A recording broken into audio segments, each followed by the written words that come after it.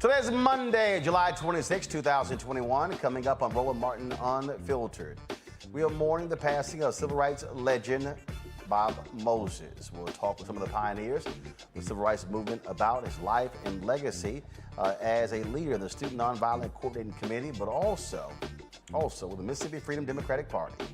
Among the folks paying tribute, Reverend Jesse, first of all, among the people paying tribute, people like Charles Cobb, who worked with him, alongside him.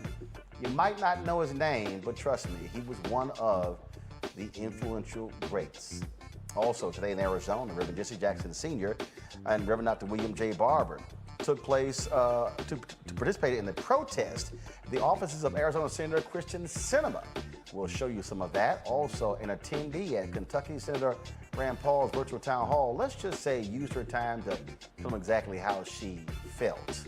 We'll show you that. Also, 15 years after his death, James Brown's family may have finally settled his estate, and thousands of kids now can be impacted with scholarships that he wanted to set up when he died in Wisconsin.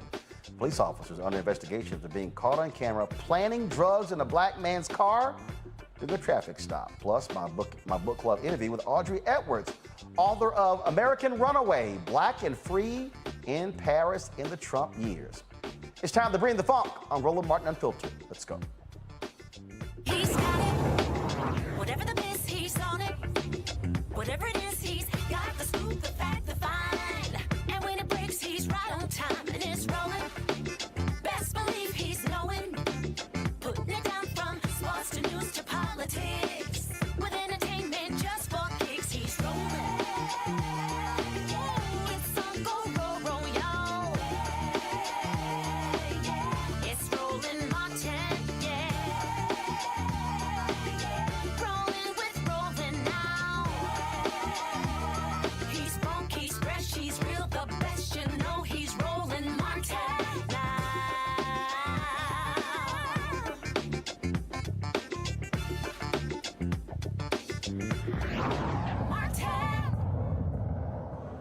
The public pressure continues on Democratic senators when it comes to ending the filibuster. Today in Arizona, Reverend Jesse Jackson Sr., Reverend Dr. William J. Barber, and 30 other protesters were arrested outside of the offices of Kyrsten Sinema. They were there in the heat of Arizona, protesting, fighting on behalf of ending the filibuster to pass the For the People Act. Folks, it's the second time in just over a month the Reverend Barber and Reverend Jackson have been handcuffed and taken away, protesting voting rights. Now, earlier today, hundreds of protesters met at Kachina Park in Phoenix to embark on the Moral March. The purpose to push Senator Kyrsten Sinema to end the filibuster, to raise the minimum wage, and pass both the John Lewis Voting Rights Act and the For the People Act. Here's Reverend Dr. Barber. Not a fad. It's not just a one-time moment. It ought to always be to open up a movement. You heard Reverend Jackson say that it's time for students and others to pour into the streets. And whenever there's a call to action, there must be a certain sound. So I want to do three things. I want to teach three things real quick.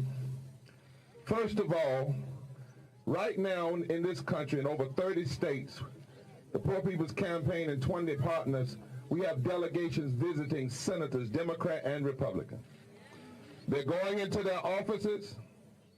They're going into their office, and they are asking the question, do you agree with ending the filibuster?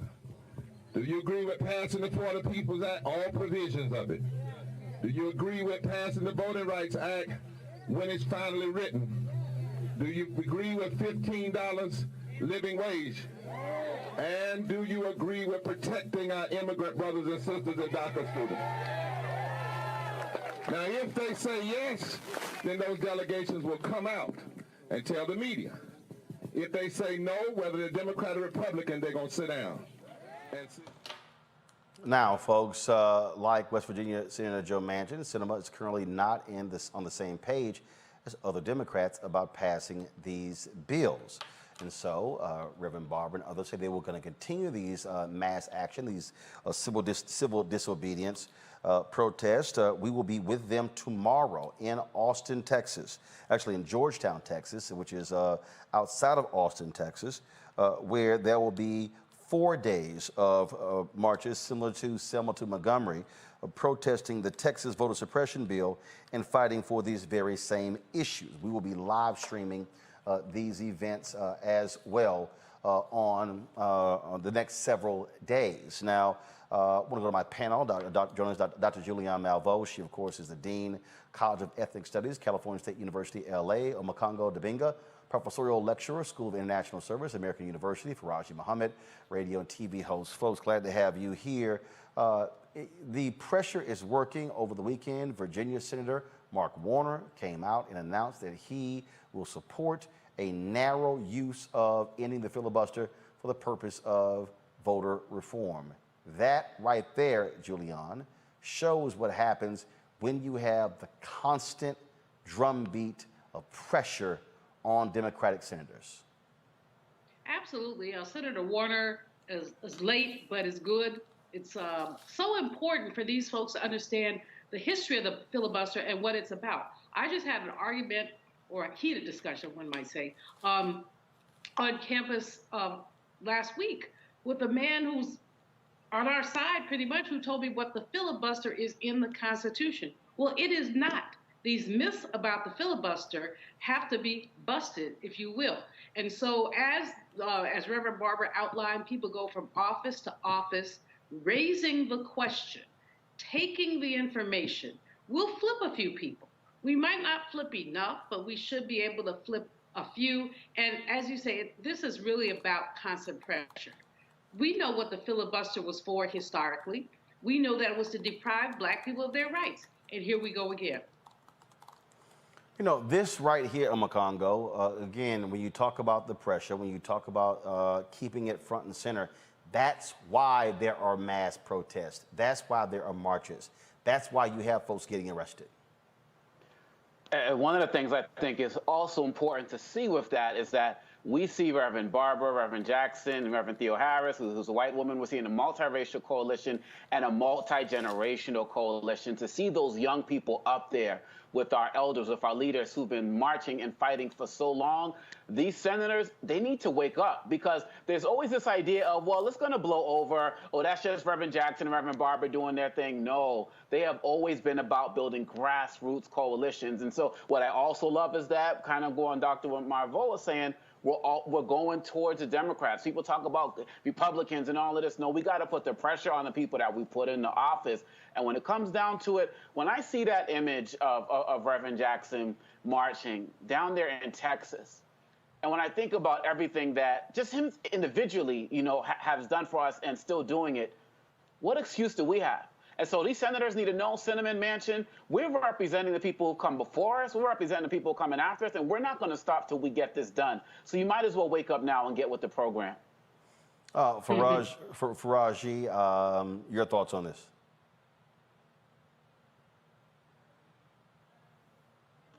Okay, just real quick, I think that it's important that we keep in mind the timing of everything just as much as we talk about the actions that are being taken place.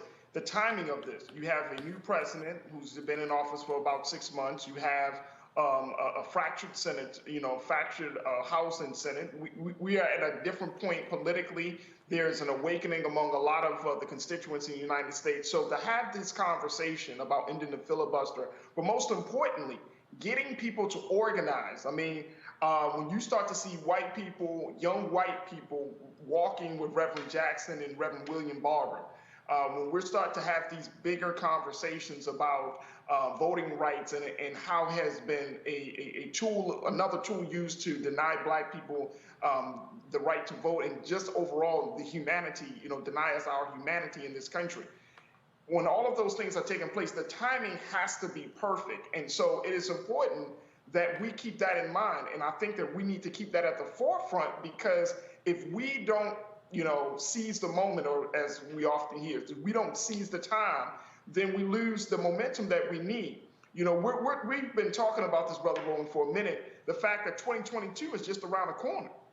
So you have to keep that added pressure, because the time requires it not just from the people's side, but from the political side. Who knows how things will change in 2022? So it is absolutely important that that pressure is kept on the Biden administration in this Congress this year. When we think about what's happening with voting, that, of course, was one of the biggest issues facing African Americans during the 1960s. One of the people who was one of the preeminent strategists during that period was Bob Moses. We found out on yesterday that Bob Moses had passed away at his home in Hollywood, Florida. He was 86 years old. His name is not one that many people would recognize. It is because Bob Moses purposely chose not to allow himself to be turned into a civil rights celebrity. He wanted the focus to actually stay on the work. In fact, it was one of the reasons why he left the movement in 1964, and then, of course, he began to speak out against the Vietnam War at the first mass rally here in the nation's capital. And 5 years after he was past the age to be drafted, all of a sudden he got draft orders. He and his wife left America, moving to Tanzania. Bob Moses was the field director for the Mississippi field director for the Student Nonviolent Coordinating Committee. He, of course, an influential voice, a giant in the movement. Joining us right now are two folks, one who knew him quite well. They worked alongside of each other. He also was the co-author of Bob Moses' book. Glad to have Charles Cobb with us. Charles, it is, you and I talked yesterday, Charles, and he was a towering figure that a lot of people didn't know about. Yes, that's true. But let me add to that, a lot of people didn't know a lot about the struggle that was unfolding in the Deep South. So, talk about, because it was, again, as you and I were talking, Philip Agnew told me this great story. You know Philip very well. We of course had the great Facebook conversation between the two. Right. Philip said, because I wanted Bob to be a part of one of these conversations, and they politely turned us down. And what was interesting about that was Philip said, he said, Roland, Bob could be sitting at a table for dinner and literally say nothing. He said he would just listen, let everybody else talk, and he would just listen and barely say any words. He was shared with folks just how he was a quiet force, not one of the folks who's going to be out there giving major speeches and standing in front of the whole world. That is true. But remember, you're talking about speeches, you're talking about rhetoric and the like. Bob talked to people, ordinary people, and the conversations were fairly straightforward and ordinary. Bob simply was not full of a lot of rhetoric. It was his makeup, his instinct, politically and otherwise, was quiet, direct conversations, trying to encourage people to step forward and take some sort of action. I did get a chance. I wanted to act. One of the things that I did, Charles, I've made an effort to try to sit down and have as many one-on-one conversations with civil rights veterans, leaders. I was really looking forward to SNCC 60th anniversary here in D.C. last year. COVID canceled that. You guys are going to have it virtual this year. And I wanted to be able to have some. I want to be able to have some of those conversations. And one of the folks I wanted to talk to was Bob, because in all the different books I read, it was amazing. I kept coming across his name, and it was interesting because I'm reading these books and I'm going, why is it that I haven't heard more about this guy? And he was a school teacher in New York who decided, after seeing what was happening in Mississippi, he said, I've got to go help. Hello. Charles? Hey, how you doing? Charles Cobb? It looks like we lost Charles Cobb. Y'all, let me get Charles back and let me know we have him back. Dr. Greg Carr, I want to pull you in. Howard University. Greg, just share with us again, as I was saying, looks like we have Charles Cobb back. So, Charles, I was making the point there.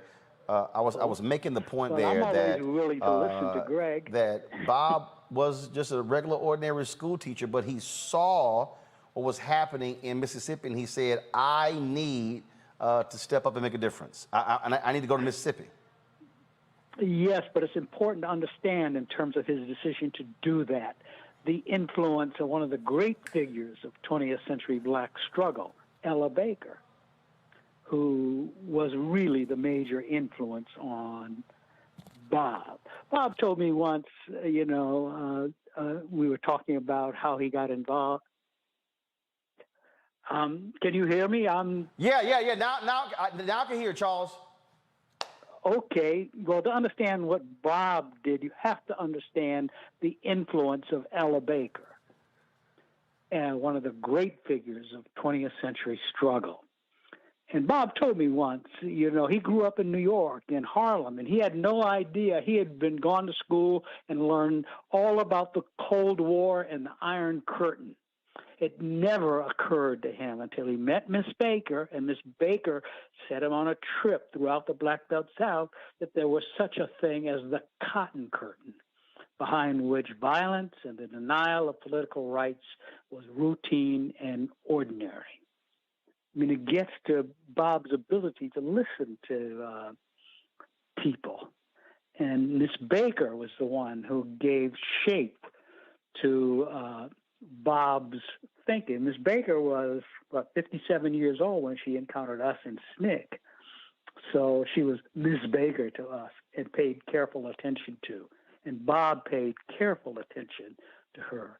I say this to say you cannot understand Bob, and you cannot understand the continuity of black struggle without bringing up Ella Baker, a name less well known than Bob. Could you hear any of that? Yeah, absolutely, Charles. Well, we talk a lot about Ella Baker on this show because you're right. One of the most unheralded, activists, if you will, and someone who folks don't know about, but who really was the continuum from progressive movements in New York to NAACP to SCLC to SNCC to women's organizations through the 60s and 70s into the 80s as well. And so, she was, again, the connecting force, if you will, to all of these different organizations. Yes, I mean, all those local NAACP branches in the Black Belt South, a lot of them, were organized by Miss Baker in the 1940s when she was director of branches for the NAACP. SNCC couldn't have done what it did without the backing of all these local NAACP branches. They were Ella Baker's people. And for us to be able to say, as Bob and I often did, we were Miss Baker's people, gave us instant credibility. Tell us about, first of all, we know, of course, we're talking about his civil rights work, but an extension of that was his belief in teaching black kids math. His book was called, folks, if y'all can pull his book up, Radical Equations, Civil Rights from Mississippi to the Algebra Project. You co-authored that book with Bob. And so just share with folks again, just how he was just such a huge believer in teaching our kids math. Well, Bob was really a huge believer in the importance of literacy to struggle. And he made the point over and over again, particularly in talking about the founding of the Algebra Project, there's always been a question of literacy tied to civil rights and freedom. That's why black schools were outlawed in the 18th and 19th century, in the days of slavery. That's why you had the kind of segregated schools you had in the 20th century. There's always been a question of literacy tied to civil rights struggle. And Bob's argument with respect to the Algebra Project was that you need to put math literacy next to reading and writing literacy in order to have full citizenship in the 21st century, when what was the industrial era that had defined America was now also becoming a technological era in which math and algebra were much, much more important. And so Bob was making the case that you could not be a full citizenship without complete literacy, that you could not go to college in the 20th century, in the late 20th century, and walk through the doors and say, oh, I never did get that reading and writing stuff.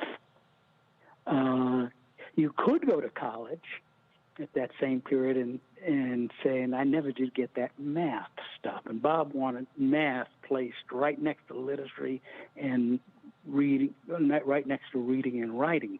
If a person was going to function as a complete citizen, and math, he felt, was the key to developing the kind of literacy that he wanted to. And he argued politically that the state deliberately kept young black people illiterate when it came to math. That's sort of the first short, compressed version of Bob's thinking. It really meant, in his way of thinking, math literacy was a civil rights issue.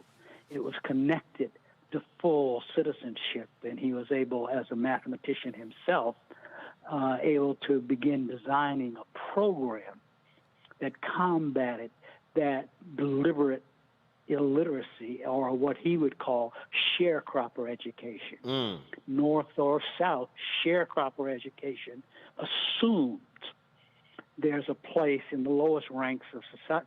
The lowest ranks of society was where black people belong, and they set up the whole system to keep black people uneducated.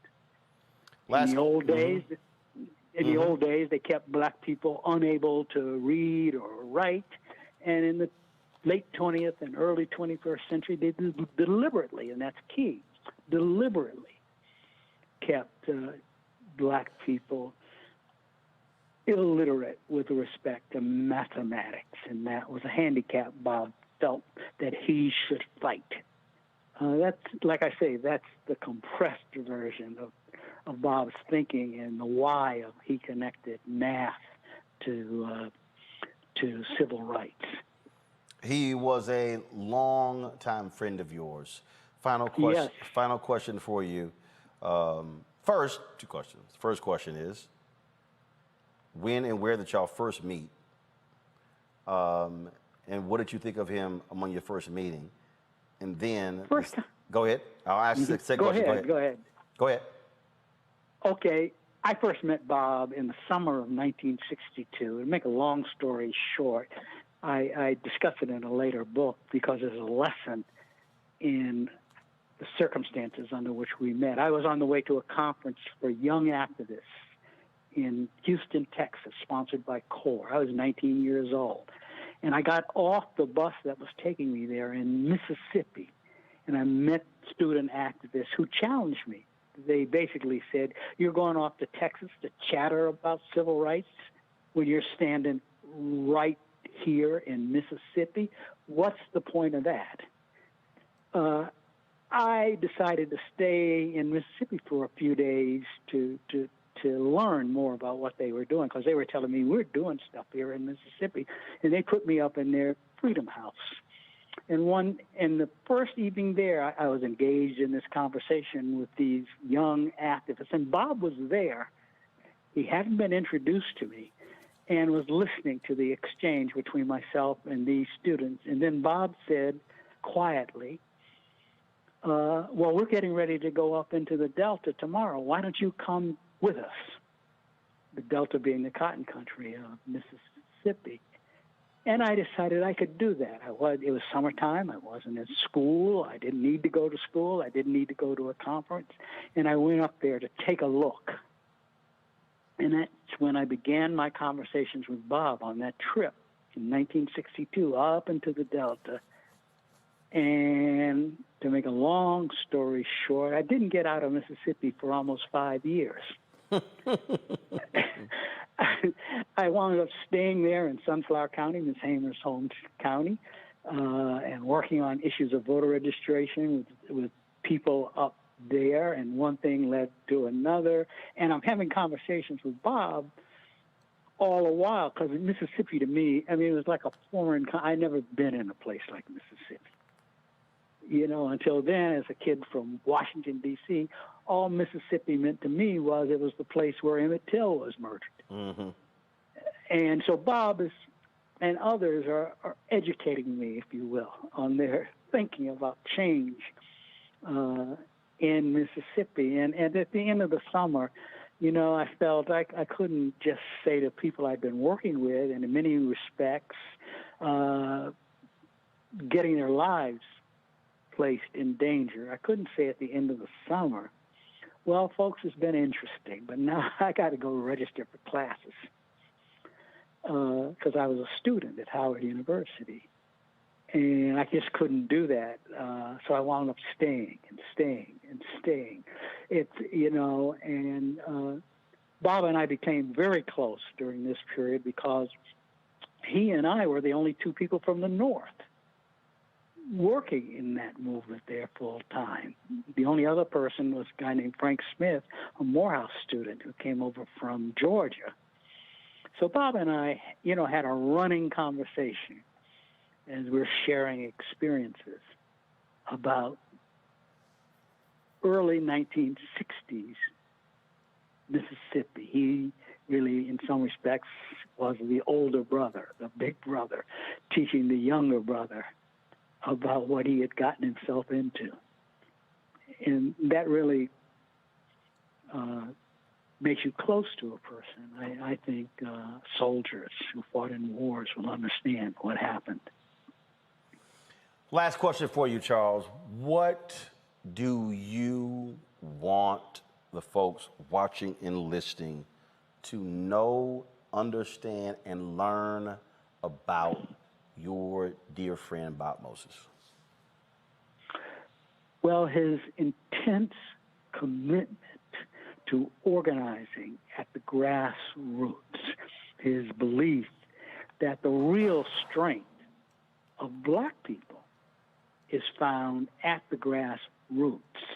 And if you dig into black communities, particularly communities occupied or being lived in by the poorest of the poor, you will be surprised by the level of strength that you find there. And it is that strength that has always made change, progressive change, for black lives. Charles Cobb, always great talking to you, my brother. Thank you so very much. Thank you. Thank you. I want to go to Dr. Greg Carr now, Howard University Afro-American Studies professor. Greg, I opened this up saying a lot of people are watching going, I don't know who they're talking about. When we talk about civil rights veterans, we talk about people who have had major impact. So many of us only think about those who have had books done on them, who were major speakers, who frankly became the one thing that Bob did not want, and that was to be a civil rights celebrity. He literally walked away from the movement because he felt it was becoming more personality-driven. He was looked upon as a celebrity as opposed to the focus was on the work. That's right, Roland. Let me say first condolences to his wife, Janet, to Maisha and all of his children, his grandchildren, and to my very dear friend and really one of my heroes, the great Charlie Cobb. My last memory of Bob Moses is when, and to understand that group, and that the MALVEAUX know what I'm talking about, having interacted with them so much, those young people who faced death, who faced down their fears, and who became, through the Student Nonviolent Coordinating Committee, one of the most remarkable formations of human beings struggling for human rights in the 20th century, remained together and remain together through this day. My last memory of Bob Moses in person was shortly before COVID. We were all together over at the Civil War Museum, as you just heard Charlie talk about Frank Smith, the great Frank Smith, who was on DC City Council for a long time and who now is the director of the Civil War Museum here, had thrown open their doors, and they were planning that 60th reunion. And we went over to Ben's Chili Bowl in a break, and I remember Charlie Cobb, Bob Moses, sitting side by side there at the table. And I don't know what one had said to the other, but I had never seen Bob Moses laugh. They were laughing like they were two teenage boys. And when you heard Charlie say that, you know, people who have been through war together, that's the feeling I always got and always get when I'm around. So to all of them now, Courtland Cox, Dory Ladner, Karen Spellman, I mean, all of them, you know, my condolences. The beautiful thing about Bob Moses, and you know, I'm generally an animated person. I mean, Bob Moses, man. Bob Moses come in a room and the entire energy changed. And in more recent years, like when Marion Barry, who was, you know, one of their first leaders after Chuck McDew, the second chair of the Student Nonviolent Coordinating Committee, when he made transition, they gathered at Frank's place again at the Civil War Museum. And Bob Moses comes and you just feel that energy. He could calm everything down. And you're absolutely right. 1964, 65, he resigns in 64 from SNCC. And then he's drafted the following year. Even though he's 5 years older than the draft age, the government set him up. He and his wife leave for Tanzania. And they stay there for the better part of a decade. He works in education, teaching, eventually in the government in Tanzania, setting up education programs. Because Bob Moses' thing was, it's never about an individual. And he definitely, if he didn't learn that from Ella Baker, he certainly got that reinforced with Ella Baker. The job of an organizer, which he called himself today, made transition, the job of an organizer is to put themselves out of a job. That's Ella Jo Baker. And so when she sent him, as Charlie said, through the South, they were going to have a SNCC conference in Atlanta in 1960. He goes to Mississippi and he runs into a man who they all speak of with great reverence. I know his son's on faculty at Chicago State in Chicago, and this is the great Amzie Moore. And Amzie Moore, Mr. Moore, who was over the Cleveland, Mississippi branch of the NAACP, was interested in voter registration. And whether it be Charlie Cobb, whether it be Bob Moses, they will tell you to a person, you know, it was Amzie Moore and those local people in Mississippi. Eventually then they connect with another brother, C.C. Bryant, because Bob Moses promised in 1960 he would come back in 61.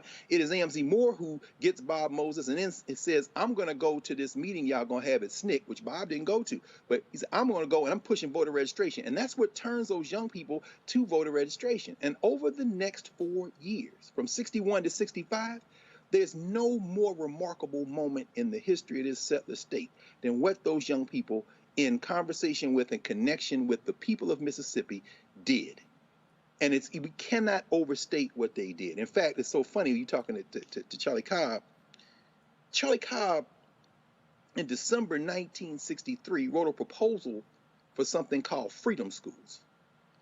And so the brother you just heard from was the guy who said we should bring these schools in here and jailbreak this education system and connect it to political education. And of course, he's following in the footprints of and alongside Septima Clark out of South Carolina.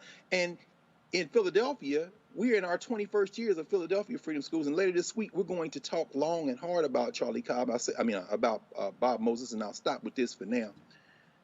Because in 2002, when Bob Moses and Charlie Cobb wrote that book, Radical Equations, I reached out to Bob Moses and said, brother, will you come to Philadelphia? I've picked this book for our Freedom School high school students to read. And we had about 200-some students, about 230 students. He was teaching high school, Roland, in Jackson, Mississippi.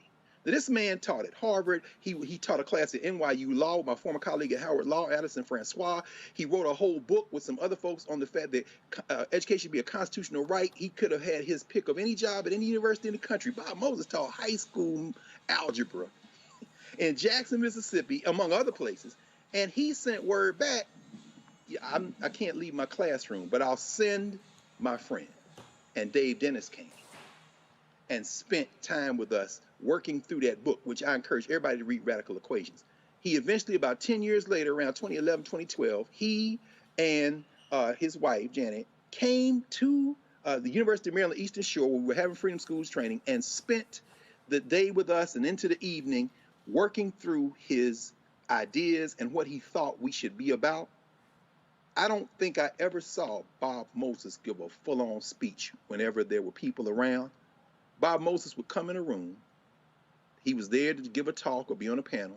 He'd stand up. I saw him do this at the University of Massachusetts one time. My dear friend Corey Walker, who with Charlie Cobb organized the SNCC conference. This is around 2010, the 50th anniversary of SNCC, and then we all went to Shaw University later on that year.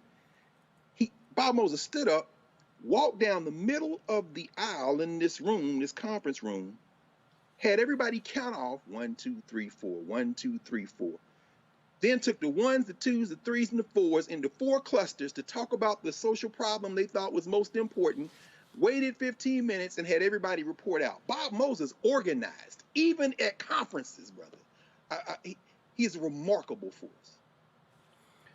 The reason we are walking through this, Omokongo, Julianne, and Faraji, is because I believe, I really believe we, and this is where I'm speaking, right now, I am not talking about mainstream media. I'm talking about Black-owned media. I believe, Julianne, that we have made a significant mistake in this, because what we have not done is properly and consistently introduce people, introduce our audiences to these significant forces. I've often said, Julianne, that the greatest mistake that we've seen from people is that we get so caught up in the hype of the major events, but we don't spend our time dealing with the strategy, the planning, the organizing, the mobilizing, all of those different things. And that, to me, is what it means when we talk about giving people a full understanding of who Bob Moses was. Your thoughts? You know, one of the most important things Bob Moses did was the Algebra Project. I think that algebra is a gateway to all kinds of occupations, from engineering, economics. The Algebra Project, really, he took his civil rights passion and talked about mathematical literacy. And we know how many of our people get ripped off because they didn't read the fine print because of all of that. So in addition to his many, many accomplishments, I think it's really important for us to think about the Algebra Project in the context of what our people are learning, our young people are learning and not learning today. And we know so many of our young people are math phobic. We know that teachers do not encourage our young people. So this man had an amazing vision to go from really being in the trenches of the civil rights movement to being literally moving with education and talking about algebra and mathematics. And he was funded for it, of course, and brought a lot of people in. Some estimates say as many as 40,000 to 50,000 young people took algebra because of Bob Moses. So even as we look at his civil rights legacy, we need to also look at his educational legacy and how important that was. That right there, Omokongo, I think is what's critically important. And again, I think that that's why when we do roll call, that's why when we have these Black History Month events, when we have MLK Day, and especially on MLK Day, I consistently say to people that the national holiday of the Reverend Dr. Martin Luther King Jr. is not about him. The holiday and the statue really is a monument to all of the people who were involved in the movement.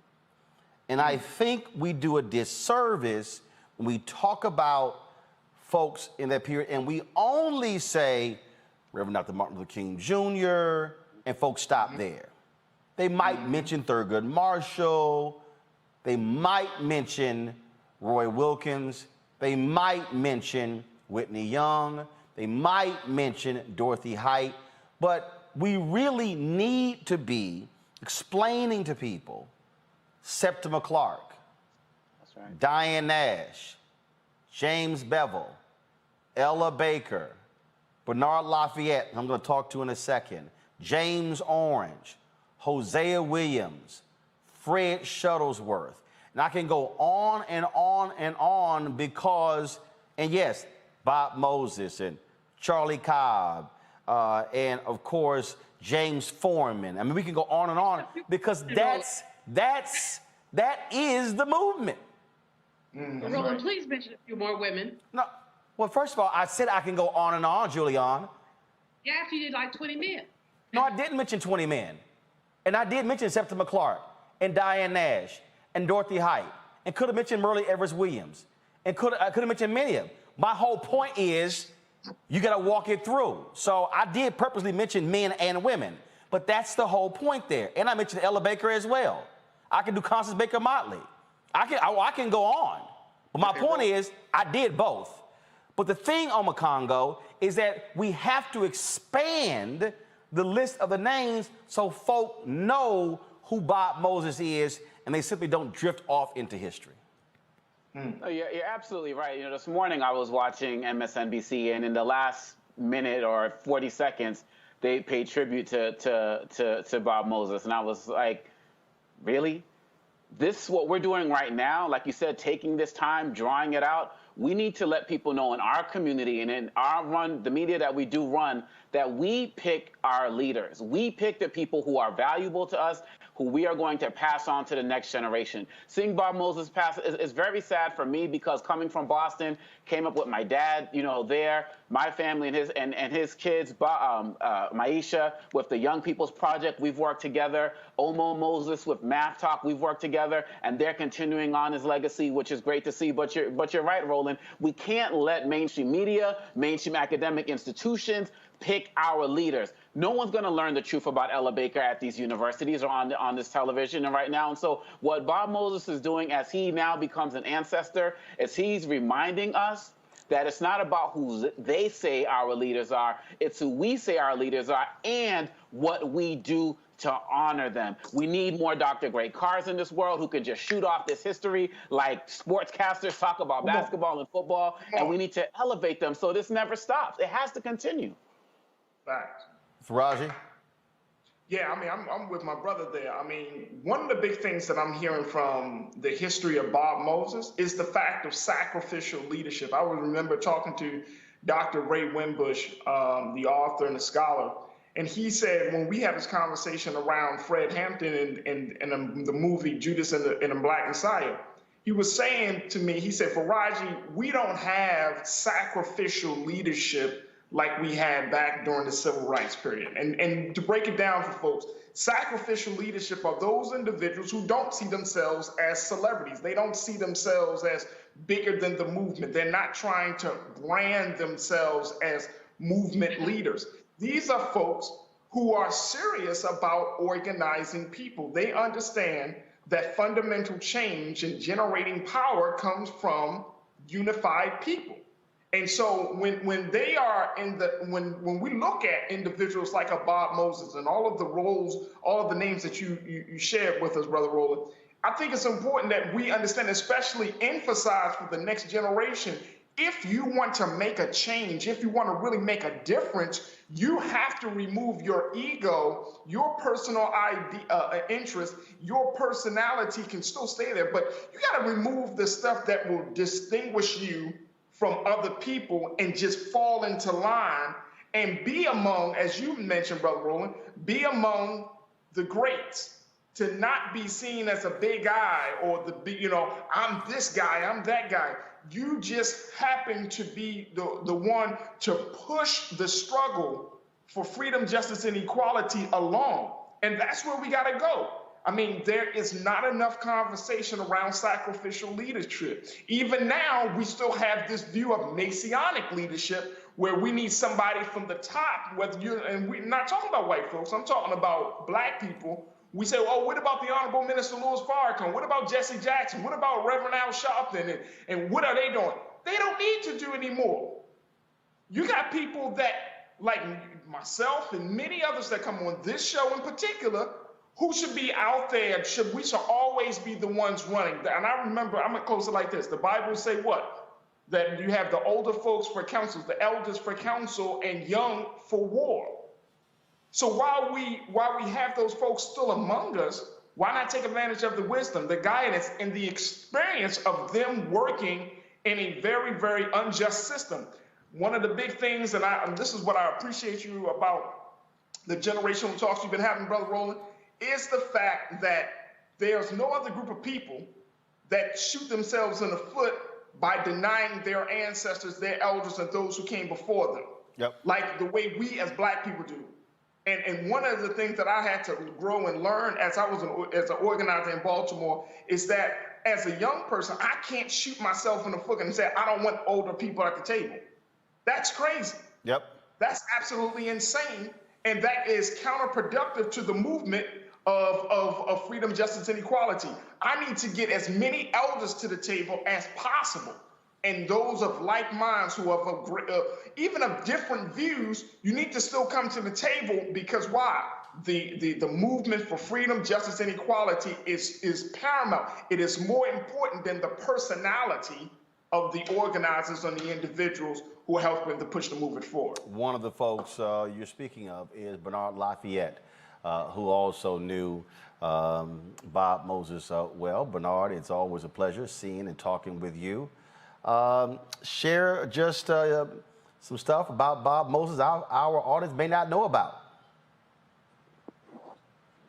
Well, let me see, can I get this thing to work here?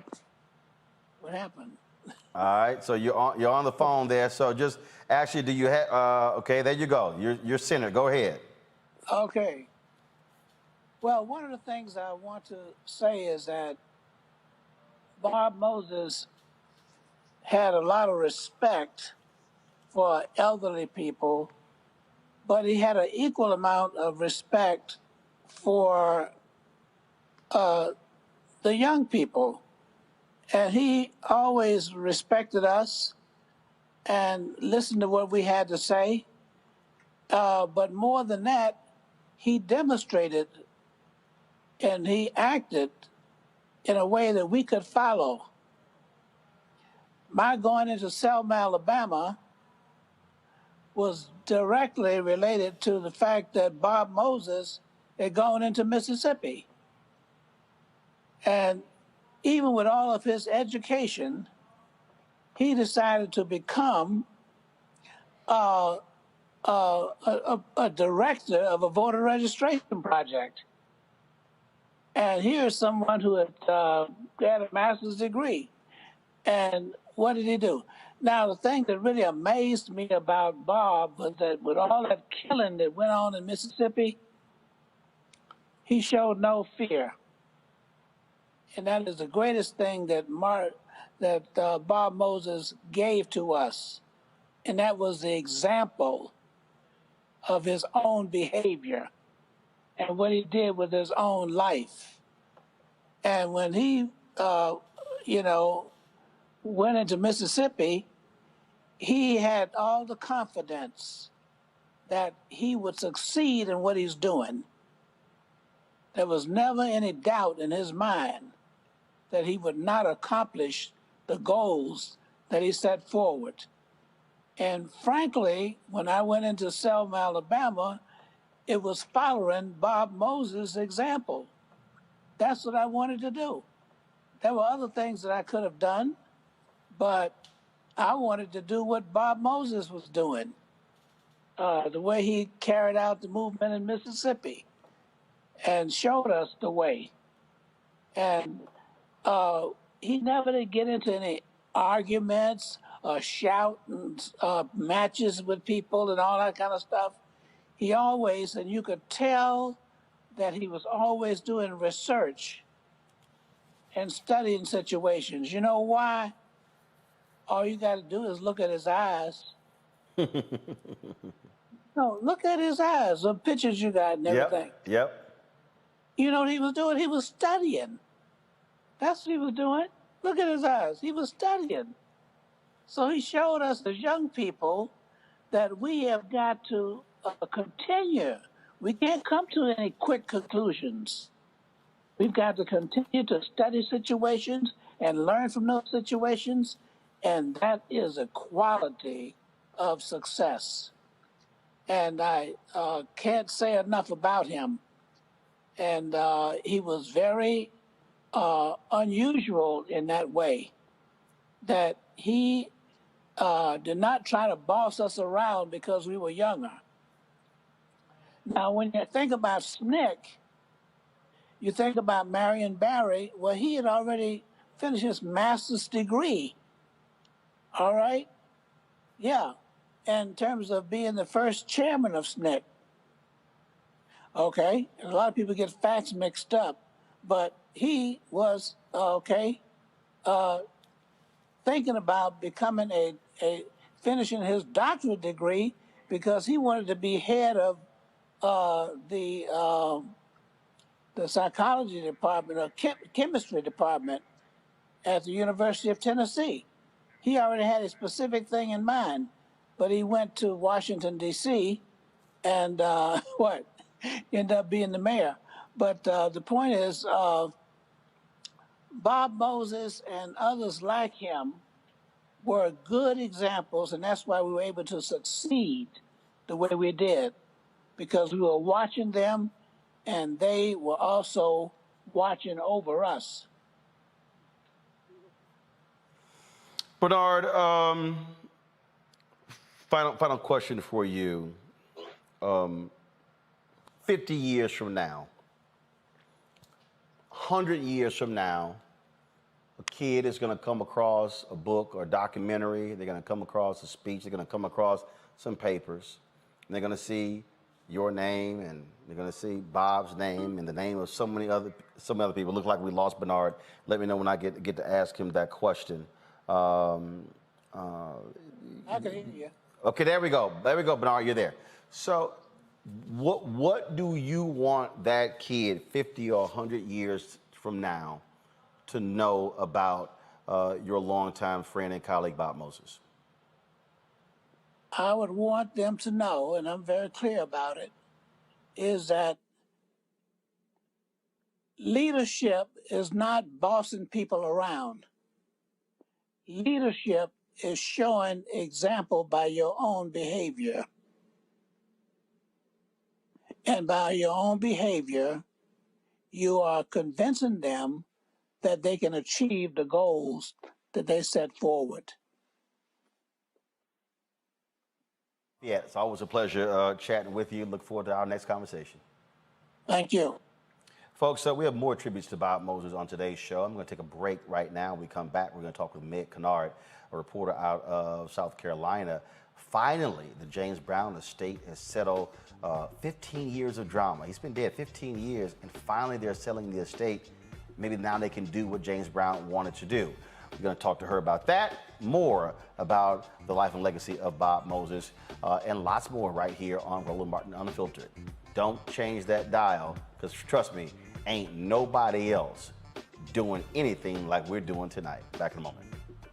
The same forces that are trying to pass these bills across the country, but here in Texas, to, yes, suppress, to stop, to undermine the vote. The same folk that block you from having living wages are the same folk that wouldn't fix your utilities problem. In this time, when our voting rights are under attack and economic justice is being denied, We're launching a season of nonviolent moral direct action to demand 4 things by August the 6th. the 56th anniversary of the signing of the Voting Rights Act. Number one. End the filibuster. Number two. Pass all provisions of the For the People Act. Fully restore the 1965 Voting Rights Act. And number four, raise the federal minimum wage to $15. Pass the For the People Act. That is the last best hope for voting rights, not just in Texas, but Georgia and Florida and about a dozen other states. Pass the John Lewis Voting Rights Bill and the For the People Act. Let our people vote. The Latinx community is the rising electorate in Texas, and our representatives are threatened by these shifting demographics. Our pathway to citizenship, to a living wage, depend on our access to the ballot. This is not just a black issue. That's right. This is a moral, constitutional, and economic democracy issue. Poverty is reinforced by public policy. And what happens in Texas, as well as in America, we create policies that perpetuate poverty, and then we criminalize the poverty that we create. There's only so much we can take, and it's time for us to stand up and speak loudly against what's happening here. I think in Texas that it is time for a Selma-like. I think we ought to march from Georgetown to Austin. And we ought to come to Austin, but we ain't coming to Austin just for Austin. We come to Austin to save the Washington, D.C. Which side are you on? And don't tell us you can't do all of this. You must do all of this for the soul and the heart of this democracy. Forward together! Forward together! Forward together! Racial injustice is a scourge on this nation, and the black community has felt it for generations. We have an obligation to do something about it. Whether it's canceling student debt, increasing the minimum wage, or investing in black-owned businesses, the black community deserves so much better. I'm Nina Turner, and I'm running for Congress to do something about it. Hello, everyone. It's Kiara Sheard. Hey, I'm Taj. I'm Coco. And I'm Lily. And we're SWV. What's up, y'all? It's Ryan Destiny, and you're watching Roland Martin Unfiltered.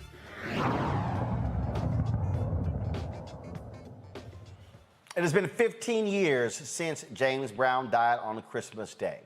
After a long battle, his family may have finally settled his multi-million-dollar estate. Joining me now to discuss this is Meg Kennard, political reporter for the Associated Press. She is, of course, broadcasting from Houston. Meg, glad to have you on the show. So, I mean, God, 15 years, this constant back and forth legal battles, children who were not in the estate. The money was supposed to be going to provide scholarships to needy black children. Is this thing finally over? Hey, Roland, it's always good to see you and be with you. I wish I could say yes, although we've said that before. As you noted, this estate battle has been going on since James Brown's death on Christmas Day in 2006. We've had multiple settlements in the past. We've had those settlements then overturned in various courts, including South Carolina's Supreme Court. And so last week, we had an attorney who's been involved in the litigation saying, kind of out of the blue, honestly, I hadn't realized that this had been really going on, but saying that a settlement had been reached on July 9th, a global settlement that would finally, he said, put to rest all of the legal issues surrounding James Brown's estate. So while I think we can say yes, I'm still not sure because there have been so many ups and downs in this case for now 15 years. And James Brown made it clear, we thought, how he wanted his estate to be handled. He wanted an Elvis Presley type, situation, but also he wanted the money to go to black kids for scholarships. That's right. In his will, James Brown set out the creation of the I Feel Good Trust, which would have created scholarships for needy children throughout South Carolina and Georgia, as well as paid for the education of his numerous grandchildren. He set out in his will on a Supreme Court last year, noted that they felt James Brown had been of sound mind when he created that will. And so that's something that they were adamant really needed to happen. Last year's ruling seemed to set forth the path for that trust to actually finally be created now 15 years later. So yes, that is something that James Brown wanted. And although we haven't seen details of this global settlement reached this month, I would assume that that's at least some part of it, considering what the courts have already said. And obviously what often happens is with a lot of these celebrities, we saw it with Michael Jackson, they were actually worth more dead than alive. And so I would assume that the James Brown estate, through licensing deals, things along those lines, has been steadily growing and building. There's been some dispute about how much actually James Brown's estate was worth at the time of his death, and including up until now. Estimates from between $5 million to $100 million. But there have also been attorneys involved in this case throughout who have said that there wasn't a whole lot of money actually left in his accounts, and that many things had to be done to settle debts when he died. But you're absolutely right. There have been ongoing licensing deals for James Brown's music, as well as his image, to be used in multiple commercial situations. Again, we don't know exactly how much money that has brought in, but considering the continued popularity of James Brown, I would imagine that there is plenty of funds wherever that money is going. Well, hopefully this thing is settled. Hopefully, you won't have these legal battles, because the bottom line is, it seems like the only people who are getting paid are the damn attorneys. There have been a lot of attorneys involved in this case over the years. I was reading over some old stories of mine, and one of my colleagues, Katrina Goggins, who covered this story for many years as well. And I was just digging through all kinds of lawyer names, people I haven't thought of in a long, long time. So you're absolutely right. That's how legal cases go. We can assume that the attorneys will have their stake. But also, there are many members of James Brown's family who have been trying to access some of what they say should be left to them from his estate. Again, we don't know the details. Maybe we will someday, maybe we won't. Well, we know that you'll certainly be on top of it, folks. Meg Kennard, she is a reporter out of South Carolina for the Associated Press. And let me also say, so I put this tweet out, Meg. You are still battling breast cancer. Our fans, they appreciate having you on the show. They're still praying for you and your family, that you will have a full recovery as you're there in my hometown, MD Anderson. And so we still got your back and praying for a full recovery for you. Thank you, Roland. I really do appreciate you and all the fans out there, and thank you all for your thoughts and prayers. They really do mean so much. Thank you. All right, thanks so much. We certainly appreciate it. See you later. Thanks a lot. On Congo, the deaths of Prince, Aretha Franklin, you could even throw in Michael Jackson, James Brown. I mean, so many people have talked about, again, folks having their wills, having their states all together. And unfortunately, it's like, goodness, it's like he wanted the money to go to scholarships, and the folks who've been getting the money, like I said, have been the lawyers over the last 15 years. Yeah, it's sad, man. We're talking 15 years. And with all of the kids who could have benefited from that money, who are now, adults now, and it's just really sad. And you start thinking about people who may have been impacted during the COVID pandemic as well. Maybe, arts programs were lost. And so a lot of wasted opportunities have happened with James Brown passing. And then it took like 2 years or many years before he was even buried. So I think that this needs to be a lesson for all of us, to be quite honest. I mean, when I'm thinking about someone's net worth, I'm thinking maybe like a $20 million difference, maybe like 80 to 100 million. People are saying between $5 and $100 million. I mean, it's ridiculous. And so I think all of us who don't have even clearly the same level of stature, we need to all start looking at our financial houses. We've seen situations in our communities where mothers and grandmothers and grandfathers and fathers have died, and their houses got taken, you know, by churches and banks and different types of places. If what has happened with the people who you've just mentioned have not been a wake-up call for all of us to get our house in order, I don't know what will. It's a real tragedy what has happened with him and what happened after he passed. There are a lot of people who were contesting the will, people who were left out, all of that. That's why I always get a kick, Faraji, out of the folks who put in their estate, if anybody legally challenges this, you definitely get left out.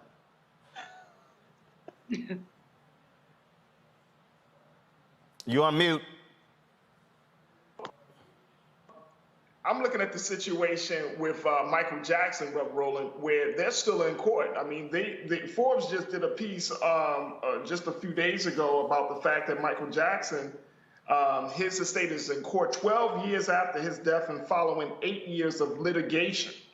And they're also talking about whether the wealth tax would, if that would apply to Michael Jackson's estate. I mean, when and I'm with my brother, like when we look at the amount of money, and correct me if I'm wrong on this, Brother Roland, but I saw an article, and I forgot who mentioned it, but they said that Michael Jackson made like crazy, nearly $1 billion after he died.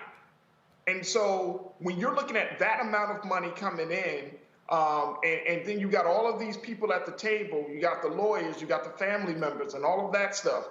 And then you look at the will. I was surprised to hear, and again, correct me if I'm wrong, but I did hear, like, for example, that Aretha Franklin didn't have a will. And when you look at a situation like that, it's almost like we have to teach our people in particular about the importance of generational wealth, but we also got to teach them about wills, the importance of having a document, a legal document that will outline how your assets and your money and all of the things that you've acquired over your life, how that should be, distributed or spent or given away. There needs to be that. And there's not enough conversation, especially within our community, around these issues. And I mean, we got to even go back to the fact, Brother Roland, and I see this all the time, and I know this is not quite the same thing, but if you die, that you don't have to go to a GoFundMe, that you have life insurance, that you understand the importance of thinking about life for your family if you're not here. If we're not having those type of conversations, but we're constantly having conversations around getting money, but not necessarily knowing how to spend money, and damn sure not having conversations on how to save money in case something happens to us, then this is all for naught. Hopefully, Julianne, there's an actual settlement. I mean, I was looking through some stories there, and Meg is right. There were like multiple stories about settlement after settlement after settlement, and those before were not true. Roland, Black people are extremely uncomfortable about having end-of-life conversations. It's not just the will, although the will is very important. It's also about how you want to die. You have people who might be sitting in a coma for 2 or 3 months. They don't want to be in that coma, but they've never had a conversation with whoever has their medical power of attorney about, cut this stuff off at a point in time if I ain't coming back, because otherwise the estate might be encumbered with tens, if not hundreds of thousands of dollars of debt. Somehow, I have a friend, it's not a friend, but anyway, whatever, who actually has a list of what she wants to have served at her repast. But she does not have a will. She has the whole menu. She knows who she wants to sing what at the funeral, but she does not have a will. Now, I'll tell you, as many folks know, my mom made her transition about a month ago. It was funeralized last Saturday. She talked to us before she even got sick. This is who gets this is who gets that, and I don't want you little heathens fighting about anything. She was very clear. So if anybody's surprised, we didn't think that everything was necessarily fair, but it's what she wanted. It's her stuff. And so that's what we have to be able to have those conversations. But black people don't want to do that. For whatever reason, you're going to die, y'all. You really going to die. You might not die tomorrow, but you will die. And so you might want to be the one to make sure that you have control over your assets. Here's the other thing. When you die intestate, which means without a will, depending on where you die, the feds or the state government can get between 50 and 80% of your property. Now, you've been paying taxes all your life. Wow. But the government can take your stuff because you chose not to leave a will. So I don't care if you're 25 or 95. This is an important conversation. The drama around James Brown, Michael Jackson, Prince, call the roll. Did these people think they were going to live forever? Folks, let's go to straight out of Wisconsin. The Caledonia police officers are under investigation after being caught on the camera appearing to plant drugs in a black man's car during a traffic stop. Hey, bro, what's that? What's what? That you just threw in here. What's what word? I got you on camera, bro. I got you on camera. We're all good. Hey, bro, you just threw that in here. Yeah. The man in the video, who goes by Glock Boy Savu on Facebook, shot and posted the now viral 16-second video on Facebook. He also posted this video confirming it was him watching it all happen. Kid Savo, local rapper from Racine, Wisconsin. I am okay. I'm not locked up. I was detained for a little while, and they talk about investigation. I am the guy that you see going all over the internet, surfing the internet with the police trying to throw the baggie in my car. I am okay. I did not get arrested, but I am taking legal action. I have contacted a lawyer due to the weekend. It's not going as fast as supposed to. The process is going a little slow. I have sent the video to news articles and everything. Well, after the video went viral, the Caledonia Police Department launched an investigation, and Police Chief Christopher Bosch posted this statement on Facebook. Earlier today, the Caledonia Police Department was made aware of a cell phone video that is circulating social media platforms depicting the actions of a Caledonia police officer. We were able to locate the call for service associated with the cell phone video. The Caledonia Police Department is conducting a comprehensive internal review of the incident. All officers assigned to patrol duties are equipped with body-worn cameras, and preliminary information indicates the officers on scene of this incident all had their body-worn cameras activated.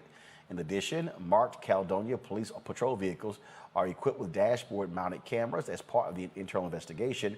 We will be reviewing those videos. We will also need to gather information from all officers who were present. The complete review will take some time, but I have reviewed portions of the body-worn camera video. Please keep in mind that the cell phone video that is circulating depicts only a small portion of the entire encounter, whereas all available video may provide more context. The Caledonia Police Department believes strongly in transparency. Therefore, all body-worn camera video will be made available within the coming days. Please be patient, as there's a lot of information to review. Please know that we are taking these matters very seriously. Christopher Bosch, Chief of Police. Now, folks, here's the body cam video of the officer who tossed the plastic bag in the back seat.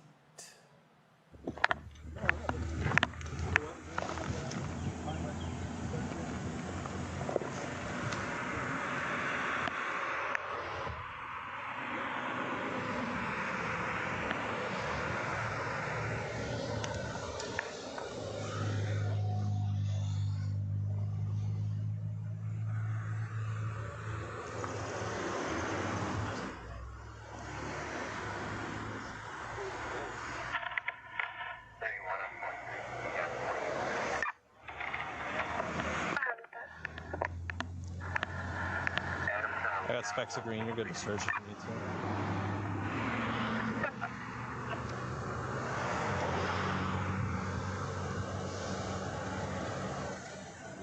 Corner cut.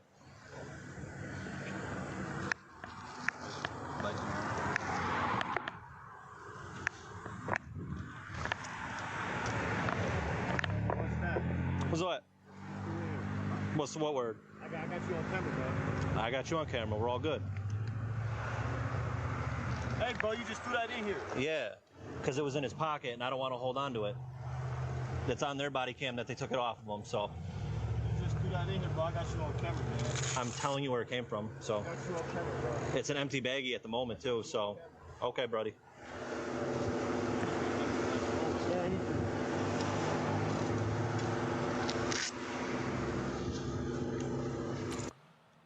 So what you saw there is, again, the body camera footage of the officer throwing the baggie on. Now, if you look at that video, Faraji, that gives a different perspective, because we see in the video where he goes to the other officer, he hands him something, and then he tosses it and says, "I don't want to hold it." Now, I don't understand why that was the case, why he said, "I don't want to hold it," because that's why you have evidence bags. You could, I mean, but this is precisely why body camera footage is important. This is why officers should, every police department, every law enforcement, I don't care if it's a school board, I don't care if it's a school district, county, whatever, should have body cameras, because if somebody says, "Hey, this guy planted drugs," and the officer's body camera shows, "No, that's not what happened," that's why you have the cameras. If you have to, I'm sorry, we simply cannot just accept the word of these officers anymore. You got to have the footage. Yeah, here's the problem I'm trying to understand is he said it was an empty baggie. So why not? He said he didn't want to hold it, but he wasn't holding it. He asked from the other officer that for the bag. Second thing is, okay, if you have an empty bag, then why don't you just bring it to the attention of the passenger? Why don't you just say, "Hey, look, here, we found this in the car. It's empty. Just do something with it." I mean, it looks suspicious. Now, I get it. At first, I was like, I don't know. But I'm not understanding here why this officer decided to do what he did. He looks suspicious as hell, Brother Roland. He just looks suspicious as hell. But here's the big thing about this whole situation. This is exactly the reason why Black folks get anxiety when we come around police officers, because we don't know what's going to happen. I often hear from police officers, "Well, I was always, I'm feeling like my life was threatened, my life was in danger." How do you think we feel when you pull us over? And I mean, it doesn't matter. And when you have a police officer who is throwing stuff into your car that could potentially incriminate you for something, and he does it so nonchalant, like, what? Oh, I got you on camera. Well, I got you on camera. I didn't want my partner to hold it. I mean, it's just so nonchalant, but it's those type of moments that can either get us locked up or killed. And we just can't risk those type of moments anymore. I mean, I'm glad that they want to do an investigation, but just the simple fact that the officer made a judgment call like that, he should be dismissed from the force.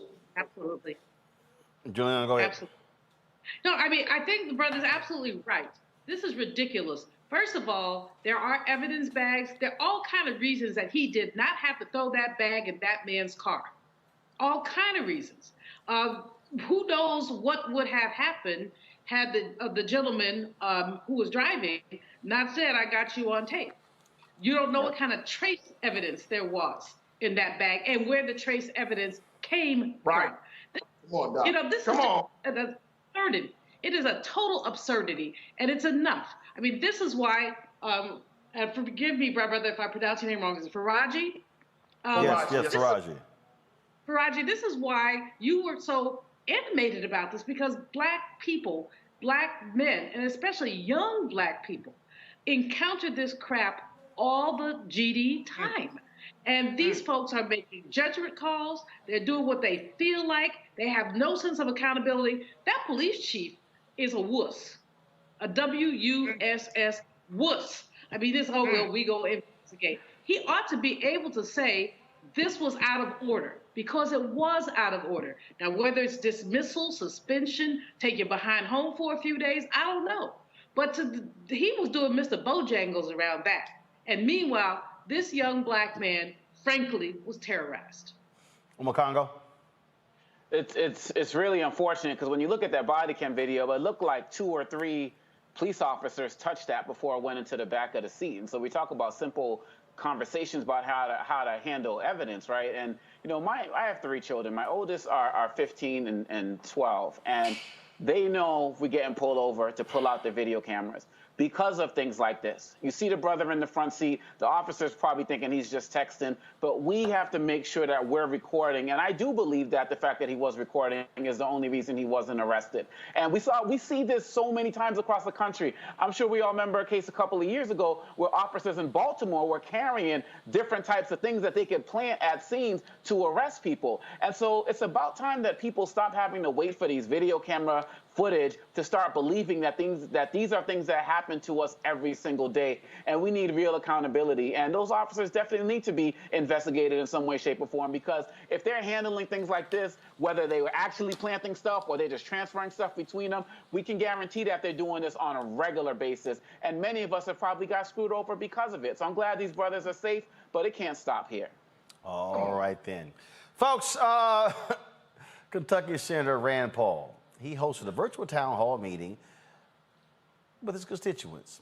Let's just say one of them, she really let him know what he should go do. For that, we'll go ahead to our next question now. Mrs. Alexis Toon, you are live with the senator. You can go ahead and ask your question. Hi, Senator. I am a proud Kentucky citizen, and I just wanted to tell you to get fucked.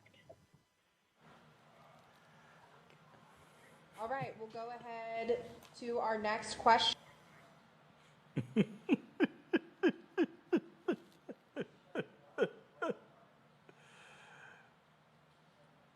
Y'all pull the panel up.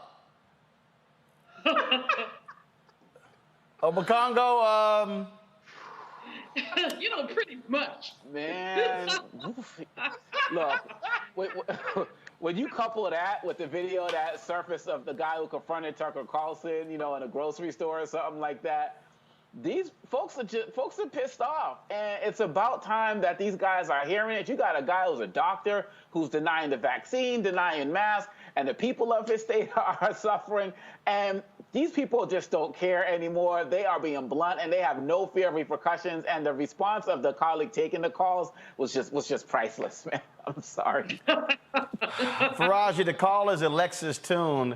The caller posted the exchange on TikTok saying, for some unknown reason, they called and asked if I'd like to join the town hall Q&A. So I took the opportunity, and I ran with it.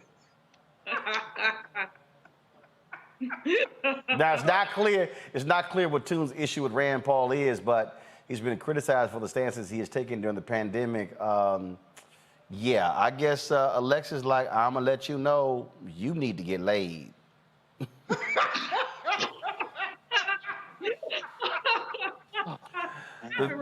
The video has since been removed, y'all. That was good. That was good. All right, speaking of good, my man Drew. Y'all remember Drew comments? Drew was a big supporter of Kamala Harris during the campaign.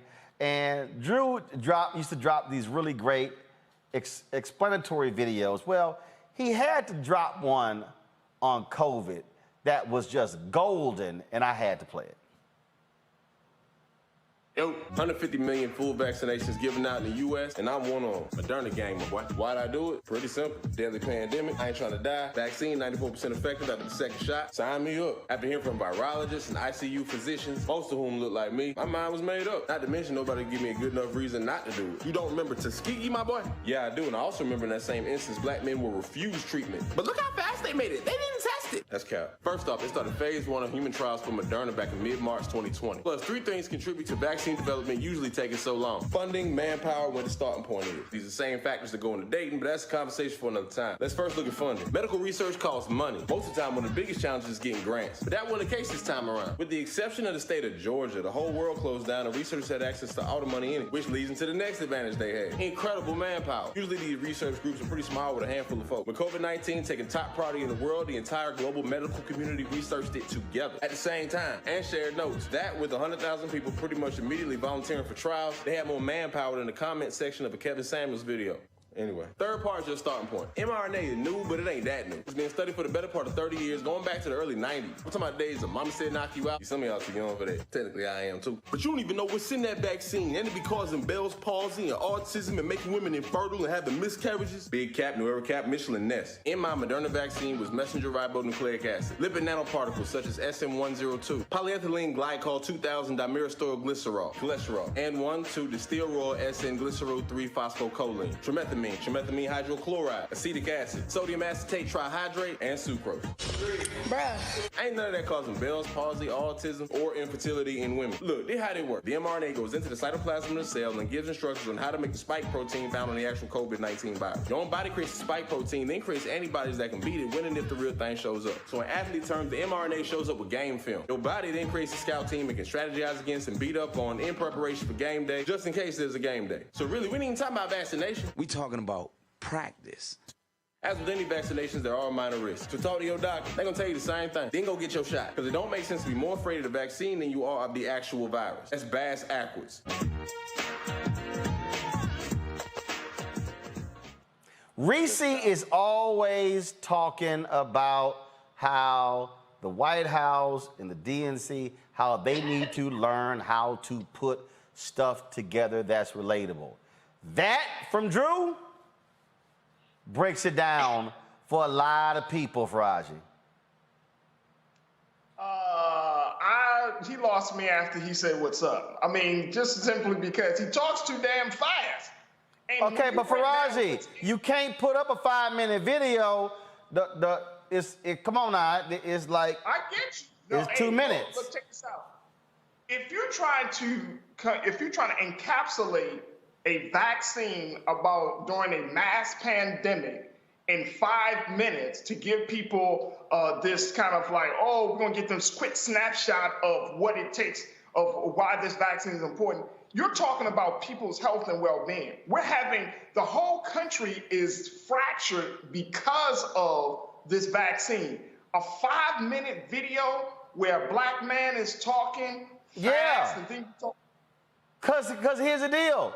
Cause frankly, because let's just be real. The processing of people today, hell, ain't 5 minutes. It ain't 2 minutes. Hell, it's barely 30 seconds. So what he's doing is he's taking the application that makes stuff go viral and is applying it to this, dropping the music, using certain keywords, buzz phrases that make it interesting, like the Dayton quip, the Kevin Samuels quip.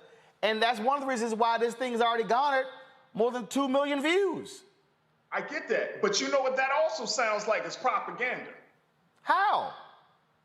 Just because it doesn't give people a chance to think through the information. How? You just all they gotta do is replay it again. Yeah, but like, okay, that's the case in point. Information has been out. Wait, hold up, Julianne. He's talking. Hold on.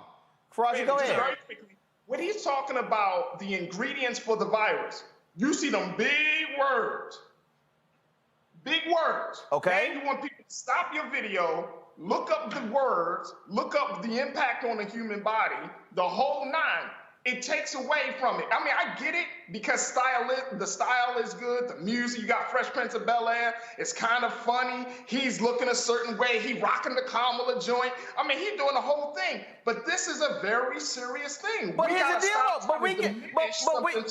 but here's the deal though, Faraji. We got people on Makongo who don't want to take the vaccine.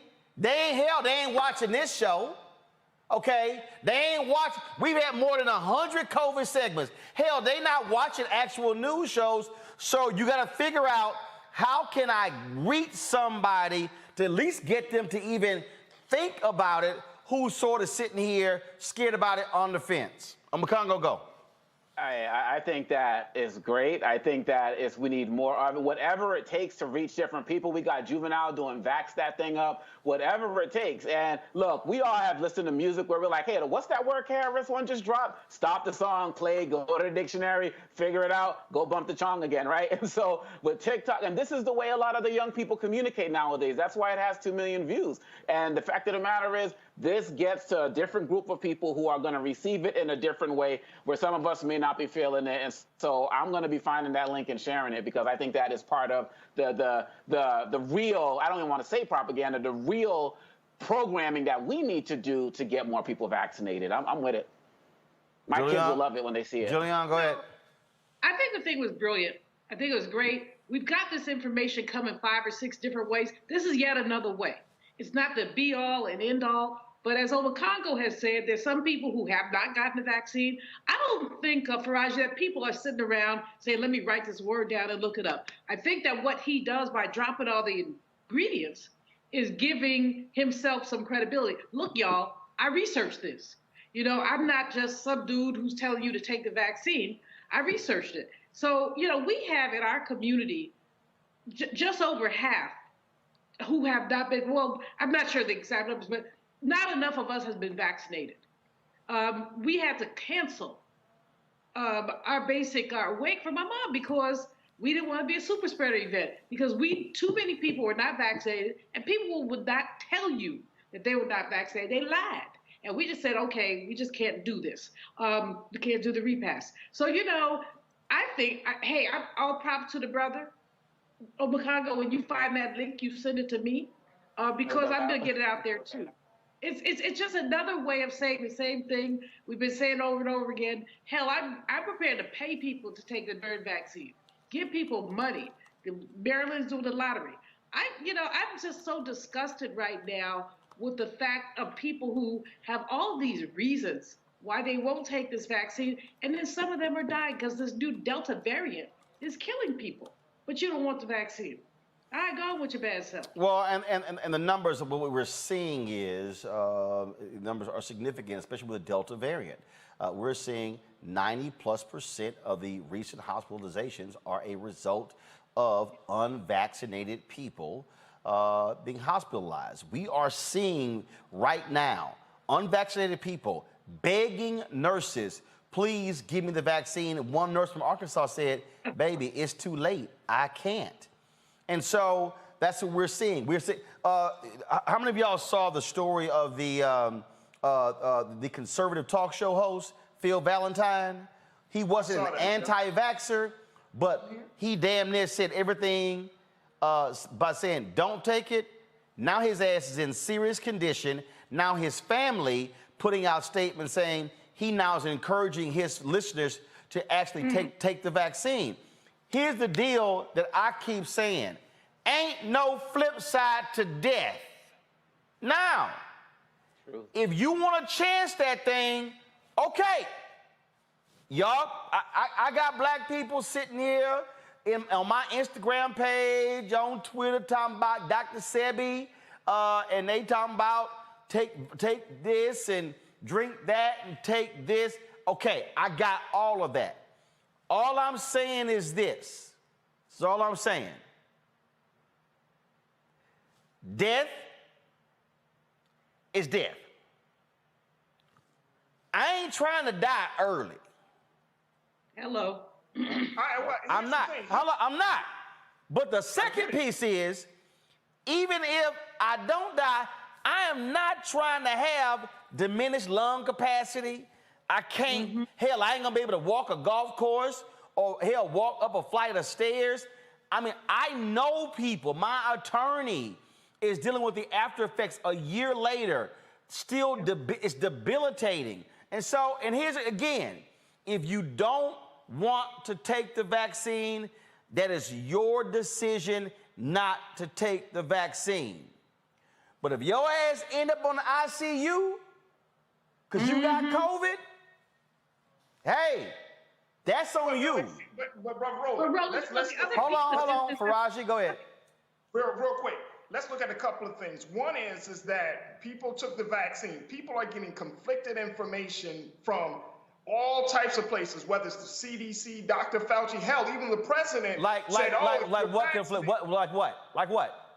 Like the president said in that town hall, if you're vaccinated, you don't have to wear a mask. That's not true.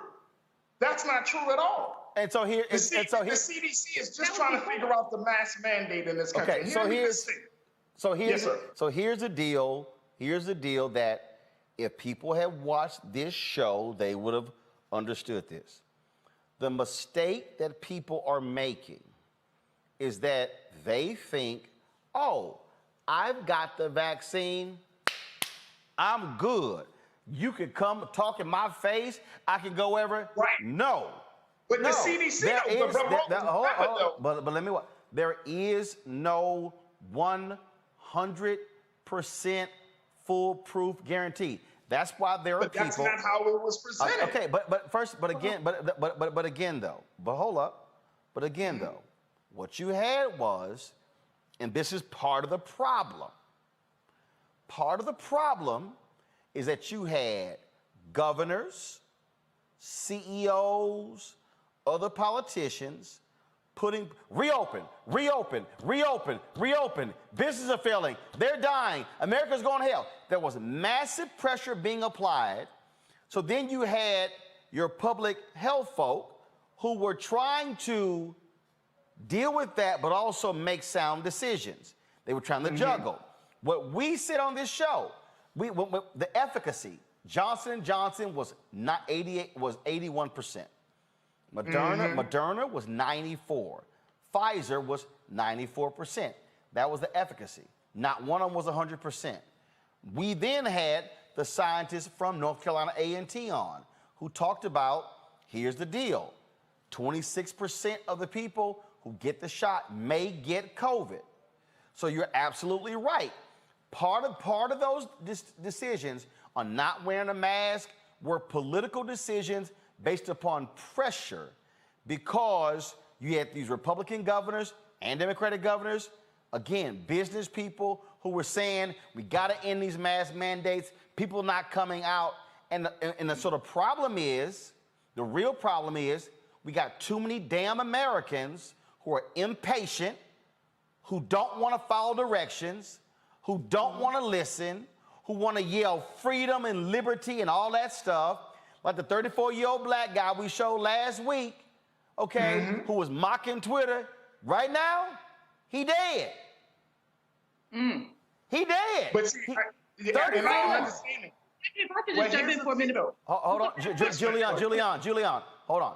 Finish your point, Faraji, then I'm going to Julianne. Faraji, go. Just very quickly, I want to just say that, like, if we're looking at all of the culture right now around COVID, around just simple things of mask wearing and washing your hands, and I'm in agreement with you on that point, Brother Roland, that folks act like that.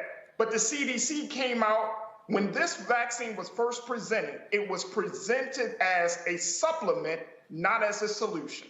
And now it was presented as the only solution, which is not true. I don't think America has done enough research and has been truthful with the American people that there are actually other remedies for COVID-19 that exist in the world. Check out ivermectin. That's happening, that was used down in Mexico, that cut the COVID cases by nearly 50%. So when we're talking about this is the government. Unfortunately, we're talking about the same government. They can't even come to the point of saying that January 6th actually happened. Well, of course not. Of course not. You can't do that. You can't do that in a nation where COVID has been politicized from the beginning. So the problem is in this country, depending on who's in charge, who folks believe. So what you have is you have folks who are largely on the right who are driving the narrative, can't trust it, oh my God, shove it down my throat, all stuff along those lines. Julianne, go ahead with your point. First of all, the science has been changing. We have this new variant. And that's what I think we have to keep remembering.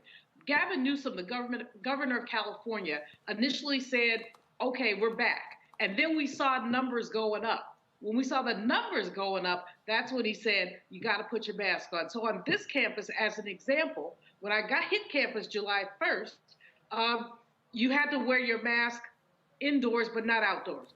Yeah, I think that was indoors, but not out. Now you must wear your mask all over the campus. People are saying it's confusing. It's not that confusing. The numbers are going up, and we don't know who's been vaccinated and who hasn't been. But last point, this is a public health emergency that we are all going to pay for. Roland just said 90% of the people who have now been hospitalized are people who have been unvaccinated. But guess who ends up paying the public health bill? All of us. If you want to maintain or contain your tax responsibility around public health, you might want to put your GD mask on. Seriously, we're all going to pay for this. This is the struggle.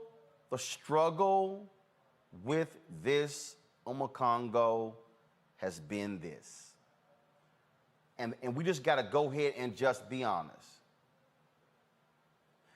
There's sheer arrogance in America where I can do what the hell I want to do, when I want to do it, how I want to do it. You can't tell me nothing. You can't tell me what to do in my church. You can't tell me what to do in my mosque. You can't tell me what to do in my temple. You can't tell me what to do with my children. You can't tell me I got freedom and liberty. I can say what I want to say and do what I want. That you got all that going on. Yep. And here's the deal. This is the point that I keep saying. There are consequences to one's decision. Rick Dennison was an assistant head coach with the Minnesota Vikings. The NFL came out and said, these are the people who are in tier 1. Tier 1 people must be vaccinated. He said, I ain't taking a shot. They said, Rick, no problem. Thank you for coming. Fired. They established the rules. That's the deal. Right now, there are people who have worked at hospitals who are pissed off today because they said, I'm not taking the vaccine. The hospital said, no problem, you're fired. Now they mad. Well, guess what? There are consequences to the actions. And so we are in the situation we're in now because Americans, after six months, they were like crack addicts, didn't know what to do. They were like a dude who dropped his Viagra on the ground and was looking around like mad. That's the problem because folks in this country are all about, we're freedom, we're free. You can't tell us you infringe upon my rights while more than 620,000 people have died. It's really sad. I mean, we have become slaves to our freedoms, plain and simple. We've let them dictate everything that we're going to do. And I would add to everything that you just said is the problem. The other problem is the lack of knowledge of history. Because going back to the flu of 1918, we saw the same thing. People started to let their guard down, and it came rushing back. Even in places like San Francisco, that was doing the best in the country at that time, started to let their guard down. We don't know our history. But look, I'm tired of seeing these stories of people who are saying things like, I'm healthy, I don't have any underlying conditions, so I think that I'm good. Well, how about the fact that you can catch it and pass it on to my grandmother who is immunocompromised, or you can pass it on to somebody else in your family? The level of selfishness and arrogance. You have the right to not take it, but you also don't have the right to make me sick or my kids sick or my family sick. And quite honestly, we got to add this racial lens to it, Roland, and you've already been talking about all of this. When this first came out, there was this all hands on deck. We're all in this together. Even Trump was saying we're all in this together. Then the data started coming out showing that black and brown people were affected more. And then all of a sudden it was Michigan, all these places, open up my state, free my rights, my body, my choice, pulling off of the pro-life, movement and all of the other type of stuff, right? And now the Republicans are seeing now that it's affecting their constituents more again. And now these governors, Kay Ivey and all of them are saying mask up. If people really cared about each other from jump, we'd be in a different situation right now. And so you're right. The government has opportunity. Private enterprises, they are making these decisions. You don't want to do it. These NFL players are about to experience that right now with these new NFL rules. There are going to be consequences to the action. But the biggest consequence is your death. And the next consequence is other people's deaths. And then a third consequence, as we have our economist here, Dr. MALVEAUX, there's an economic impact to the community that we all know we're going to feel it worse. I live in Southeast D.C., and I believe that in Ward 8, we are like less than 30% vaccinated, and in like War II, where people are wealthy, it's like over 70%. So now that they have access to this vaccines, and they're like, we're still not taking the precautions we needed. And are we taking the precautions with everything else and the social distancing and the mask and all of that? No, we are slaves to our freedoms, and we're suffering for it tremendously. Bottom line here is this here. Again, if an individual does not want to take the vaccine, that is their prerogative. The problem that we're seeing right now, Faraji, is with the variant, which the A&T professor said in April last year was going to happen. What we're seeing now is they also said the vaccine is not effective against. Right. No, because first of all, what he said was, he said viruses, once they interact with humans, he said they come in one form, and then they may veer off and distribute it in another form based upon who they come in contact with. So the point, so he said we're going to be in a situation where we're going to be chasing different variants for quite some time. What he laid out though was that, and we're seeing this right now, of the hospitalizations happening right now, 90 to 100% are as the result of unvaccinated people. Exactly. Brother Roland, is it possible that the United States government, and when I ask this question, I want us to think through it.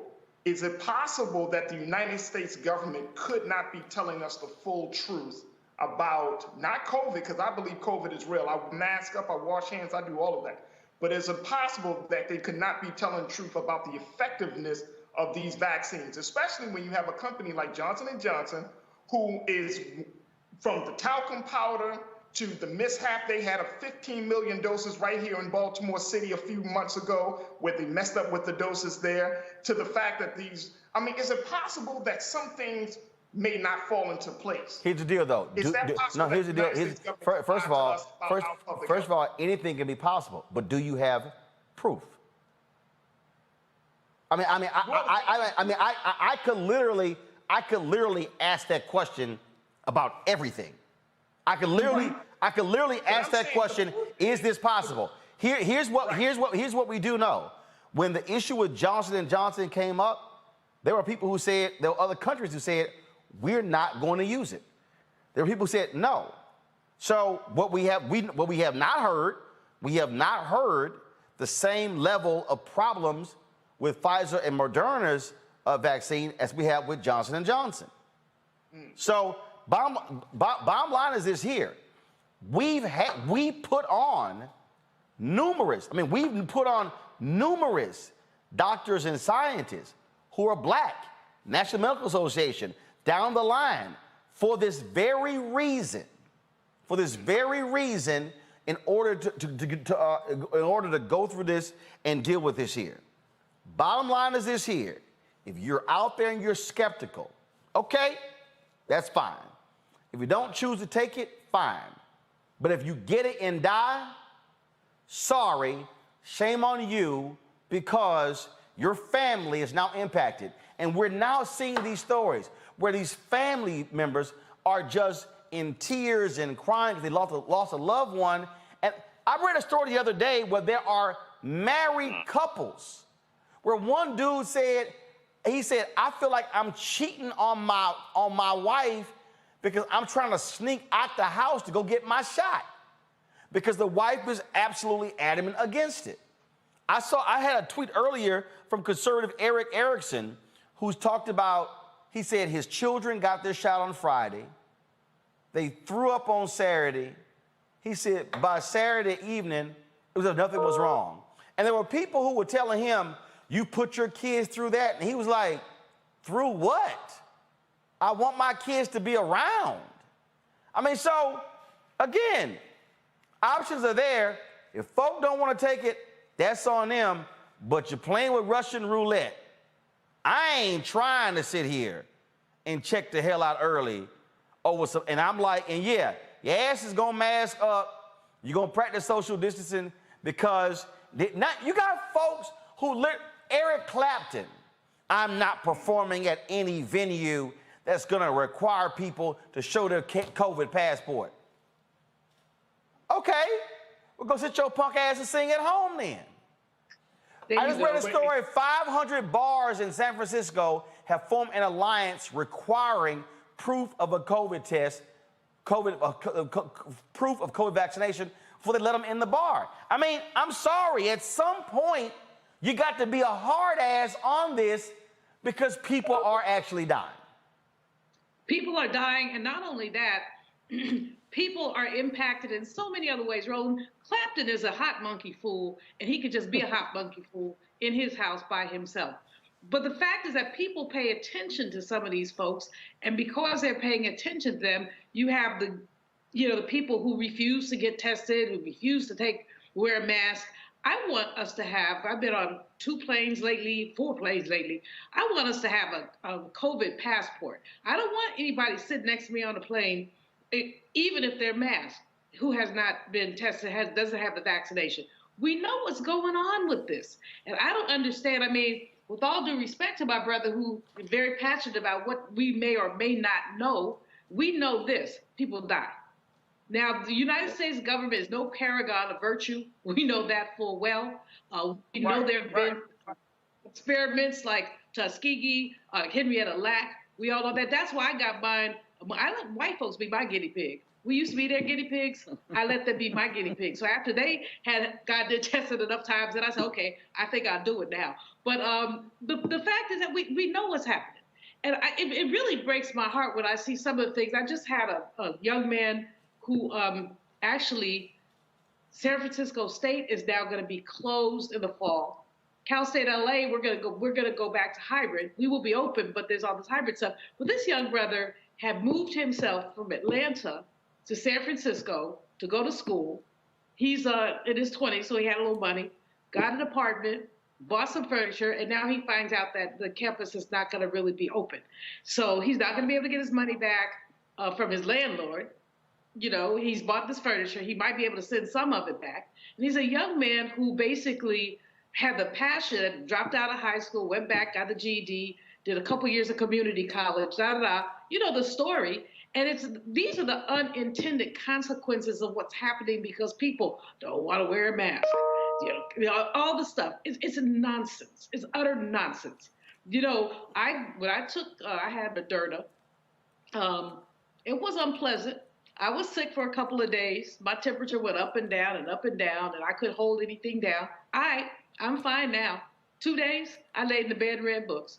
And some people will have a reaction. But that's what happens with vaccinations. Some people get a reaction from the flu shot. Maybe, my brother, there could be more research done. Faraji, maybe could be more research done, but we know this stuff works. I wouldn't take the J&J either, by the way, for any number of reasons. Pfizer and Moderna are effective at 94 or 94.5%. That's called damn effective. Again, but that's on the original COVID-19. Then you talk about your variants, but I'm just going to give you this here, folks. 52,000 new COVID-19 cases a day, a 61% increase from a week ago. That is scary. All right, y'all, you know what time it is? No charcoal grills are allowed. I'm white. I got you, Carl. Illegally selling water without a permit on my property. Whoa! Hey! You don't live here. I'm uncomfortable. Woo, some white folks just cannot stay out of black folks' business. This black woman was trying to deliver goods to a customer when a white woman thought it was a drug deal. Yeah. Watch this. I was just giving you a heads up. Ma'am, you see this is hair extension. Why are you doing it here? Because I can. It's a public park. It's a public park. Do you own the park? Can people pick up here? It's just a pickup. Okay. It looks like a drug deal. I don't care what it looks like. Call the police. I pay $50,000 in taxes. I pay my mortgage. Do it at your house. Lady, if that's your house, do it at your house. If there's a problem, tell someone. Okay. Thank you. I was trying to give you a heads up. Give a heads up. Okay, Thank you. Here, girl. Thank you. I definitely appreciate it. For the hair services. appreciate it. Thank you, love. Tap in if you need anything else. I will. Thank you. Just giving you a heads up. It looks like a drug deal. People don't go around every day. People parking there. I'm telling you, you don't see our district. You know what? I'm just saying. I have a legit business. I paid $50,000 to taxes federal person. And people are talking about the girl on the bike that's stealing drugs. I don't want to involve police on people. What do you want me to do? Stop doing my business? Well, I would like you to not do it here. Ma'am, listen. I'm aware it's a public park. I'm just saying. Okay. And if they call the police on you, I tried. Okay, tell them. We're going to see you. I tried. Okay, I tried. Thank you. Lord, these folks just will not leave. How the hell are you going to tell somebody what she should be doing? What? McCongo, go ahead. Anybody who grew up in the hood or been around the hood or watched a damn movie, rule number one, you don't confront a drug dealer. First of all, if you think somebody's stealing drugs, I'm not going to be the one to step to them. You know what I'm saying? Yo, these cats are so emboldened. It's just like, it's ridiculous. I'm just looking out.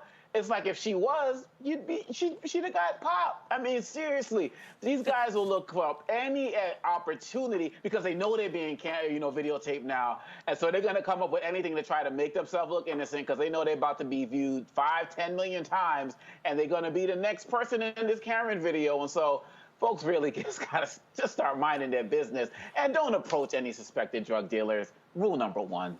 Bottom line is here, my position. Get the hell out of my face. I ain't explaining a damn thing to this woman. I'd be like, get the hell out of my face.